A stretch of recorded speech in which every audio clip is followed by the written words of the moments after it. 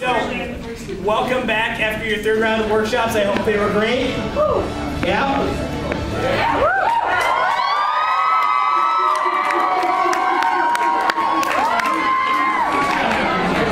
It is my honor to introduce to you today, for his keynote, your National FFA Secretary, Landan Schaffert.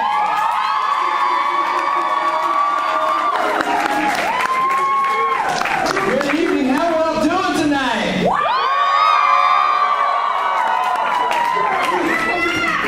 Well, good evening. It is certainly a privilege and an honor to be here at the Section 10 Leadership Workshops. For those of you who have not met me yet, I am Landan Schaffert, serving this year as National FFA Secretary from the small state of Colorado. So you know what, the thing about Colorado is that we don't have as much cheese there as you do here in Wisconsin. And cheese is one of my favorite snacks. I love to sit down and eat cheese and drink Pepsi. And a lot of times I like to do that with my dad because he also loves cheese and Pepsi. Got any cheese fans out there?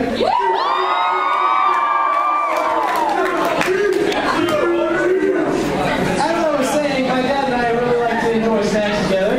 I can remember whenever I was a little kid, I used to sit on the counter in the early mornings in the summers, whenever he would get up to go to work on our farm, and he and I would eat Pop-Tarts and drink milk together. But one of my favorite memories as a child was traveling around with my dad on our farm, always by his side, whether it was in our Chevy pickup, our John Deere combine, our race tractor, or just walking by his side out in the field. And you can guarantee that I was always by his side. Now, one of the coolest things I remember about my childhood with my dad is that when we'd be rolling down the road in the pickup, my dad had a cell phone. And you remember those old bag phones, right? They weighed about 8 pounds, they were black in a big leather case, had an antenna on them, looked like something that you could take to Mars. Anybody remember those? Oh, yeah.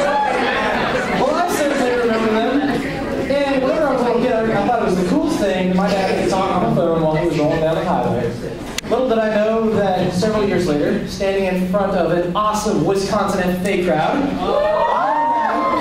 one of these really cool Blackberries with all these cool apps. Androids also have apps for those of you who enjoy lovers. Or iPhone lovers. Any iPhone lovers in the crowd. Now it seems like in the society that we live in today, there's always an app for that. We want to check our email. Yep, there's an app for that. We want to listen to the radio. Yep, there's an app for that. Facebook? And Navigator. Yes, there's an app for that too. I've been doing a lot of thinking. It seems like since there's always an app for that, we can just rely on our phones to do things for us. But wouldn't it be awesome if there was an app that would read the minds of our girlfriends, boyfriends, husbands, and wives? That might scare us a little bit if we actually knew what they were thinking, so maybe that's a bad idea. Now, I'm a guy who always thinks about the ladies. Any of you other gentlemen always concerned about the ladies? And ladies, I was thinking, wouldn't it be awesome if there was an app that would put the toilet seat down after the gentlemen were done using it? I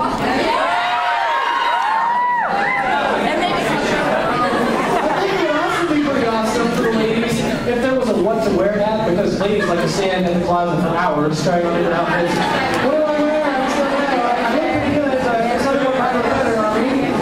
But it's okay, because when we attend different events, we don't have to worry about what to wear. We can just wear our awesome blue corduroy jackets and our super cool official dress. The other night, I was sitting at our kitchen counter. It was about 11:30 in the evening. And I was thinking about apps. Apps. So as I sat there at the counter, all I could hear in that silence was the sound of the clock on the wall behind me. And as I sat there, I began to think about time. I began to think about my past, all the cool places I've been able to go, all the awesome people I've been able to meet, and all the neat opportunities that I've had in my life. And I sat there and I thought, And then I started thinking about the future, and I got a little nervous. And I thought, where will I go? Who will I meet? And what will I do? And again, I began to think about apps. And I thought, wouldn't it be awesome if there was an app that would guarantee that our future would be successful? But ladies and gentlemen, that night as I sat there, I was faced with the harsh reality that there's not an app for that. Today I'm here to say that there are two things, though, that we can do to ensure that our future is successful. We can accept and we can appreciate. Now, many of the people that I've talked to here at the Leadership Conference know that I'm legally blind, but for those of you who do not know, I cannot see the audience today. I can't see any faces because I'm legally blind. I'm walking around because I've memorized the stage. I've memorized that it's kind of a circular shape here in the front and it's square on the back. I know just about how far to walk. I know that there's some stuff behind me here that they're using for props for the skit. But other than that, I really can't see much of what's going on in this room. When I walk up to a person, I can't just read the name on their FFA jacket. I can't see their hair color. I can't check out what's written on their awesome t-shirt or look and see what sort of cool vehicle they're driving by as we're whizzing down the interstate. But despite that, I have a lot of fun in my life because each and every day I am faced with some pretty embarrassing experiences. And tonight, I'm pretty excited to share those with you. Are you excited? Yeah! All right. A few years ago, my state officer team and I were working together down at the state fair, and they said, Landon, we need you to hand out stickers to little kids who come into the Ag Pavilion. And I'm like, no problem, I can hand out stickers to little kids. Nothing wrong with that, that's pretty easy. So I promised to do it, and then I realized, wait a second, this might be a little harder than I thought. Why? Because I can't see the little kids. Imagine that. So I figured out a system. I would tear off stickers one by one, and as mothers strolled in with their baby strollers, I would know that that's a kid, and bend down to the strollers, tear off a sticker, and say, would you like a sticker? And I'd reach in and put it on the kid. Well, the system was working pretty well. 3 or 4 hours went by. All these mothers came in, and I was making the days of all kinds of little kids because they were super excited to get their sticker that was about this big and said, agriculture is big and still growing. But then it happened. This one mom strolled in. I tore off a sticker, bent down. Said, would you like a sticker? And as I reached into the baby carriage, I realized, oh my gosh, no, this is not happening to me. There was not a baby in the baby stroller. So I look up, and I can see just enough of the mother to tell that she is carrying a child right here in her arm. I see like a black silhouette of this baby cradled right here. And I'm like, ma'am, I'm so sorry. I'm legally blind. I'm a state officer working here at State Fair. I apologize for the awkwardness. And she also thought I was on drugs or something because she didn't have any time to listen to what I was saying. Instead, she just turned over here and she's like, whatever, and started strolling into me. So, like, I'm not getting my child around you because you're just weird. A few years ago, my family and I were on vacation in California. And it was near the end of the trip. We had done everything. We went to Disney World, Universal Studios, SeaWorld. We'd seen it all. We'd done it all. We'd experienced everything there was to experience. And the trip was winding down. And I was a little bit disappointed to be going back home. But as I walked downstairs with my luggage into the lobby of the hotel, I heard my dad across the room. He was talking to some tourists. And I thought, well, that conversation sounds really interesting. So as I walked over to join in, suddenly, I didn't feel anything under my left foot. And I began to panic, wondering what was going on as I fell sideways. And then I realized it. It was true. I was falling into the hotel swimming pool with all my clothes on. Oh my gosh. I was panicking because I'm like, my wallet's in this pocket. I've got all my money in the wallet. The money's going to be wet. It's going to be ruined. I've got the phone up here in this shirt pocket. The phone's going to be ruined. What's going to happen to my apps? Oh my gosh. I'm going to get electrocuted from the battery in the phone. Splash. Right into the swimming pool. And tourists on all sides of the pool are laughing at this point, taking pictures of me, and I'm just completely hysterical about the situation from the weirdo that had just fallen into the swimming pool. I'm probably on a postcard somewhere by now.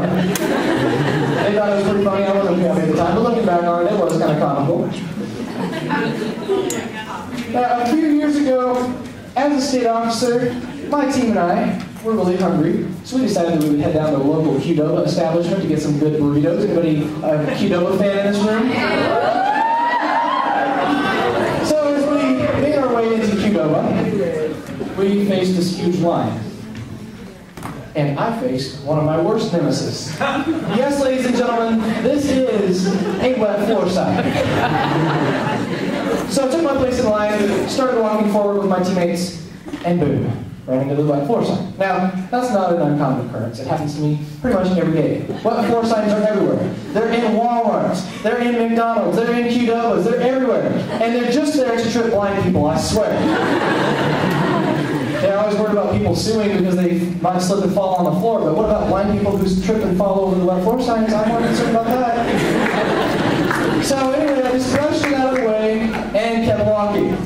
And then I ran into something else. There was another wet floor sign. It was like 3 feet later. And I'm like, what is up with QW? This place must be really worried about people suing them because they're putting signs everywhere. So I kind of kicked it out of the way again and kept walking forward. Pretty soon, before I know it, you gotta be kidding me. It was another one. So I turned to Brian. Brian was our sentinel that year on the team. And I said, Brian, what is going on with all these wet floor signs? Brian's over here. And I'm like, man, what are you doing? I've been moving that wet floor sign all my life. Just to see what you got into it.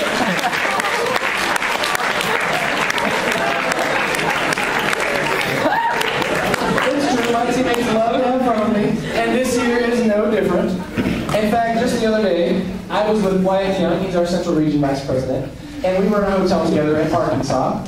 And it's always kind of a race between the blind kid and the other officers to see who can get to the hotel room first. And it's pretty exciting for me whenever I accomplish that goal. And this one day, I did accomplish that. I got to the room first, I had gone up the elevator, I had felt my way along the wall of the hallway to get down to the very last room and had arrived at the hotel room. Now whenever I arrived at the hotel room, I had another obstacle to overcome. Opening the door with a hotel room key. Now if you're blind, you can't see which way to put a hotel room key in a door. You can put it in 4 ways. You can put it this way, you can flip it over, put it in this way, you can turn it over upside down, put it in this way, or flip it over again, put it in this way. I had tried every single possible way twice, and that thing was not going in. It did not work. It did not unlatch that door. So pretty soon Wyatt comes up beside me and just starts laughing at me. I said, Wyatt, what's your deal? He said, Landon, that's your iTunes card. And I wouldn't be doing justice unless I shared during this speech the most embarrassing thing that's ever happened to me. A few years ago, my family and I were on vacation in Pagosa Springs, Colorado.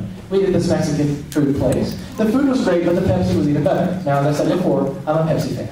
I had about 5 glasses of Pepsi that evening, and of course, the inevitable happened. I had to use the restroom. First of all, you can't usually tell if it's the men's or the women's. But that was not the problem this night. See, my family decided that rather than getting up and helping me find the restroom, they were just going to go ahead and sit at the table.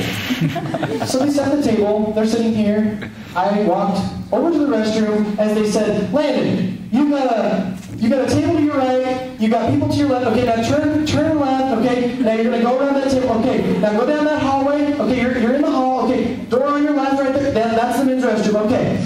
Meanwhile, everybody else in the restaurant is like, why are these people yelling at this guy who looks like a zombie walking across the establishment? I wondered the same thing. Why are they yelling at me? Why didn't somebody come and help me? Well, that's not the embarrassing part. The embarrassing part is when I walked in the restroom, I looked for the nearest urinal. The restroom was really dark, so it was hard for me to locate where exactly I was in the facility. And I walked forward and I thought, yes, the urinals are right over here on my right. So I turned this way, I unzipped. I was ready to go, but before I started, I want to make sure that so no accidents happened. I knew exactly where that urinal was. So I reached out my right hand to tap the side of the urinal, make sure that it was there. Instead of tapping the urinal as I reached forward, no. It was a guy's shoulder.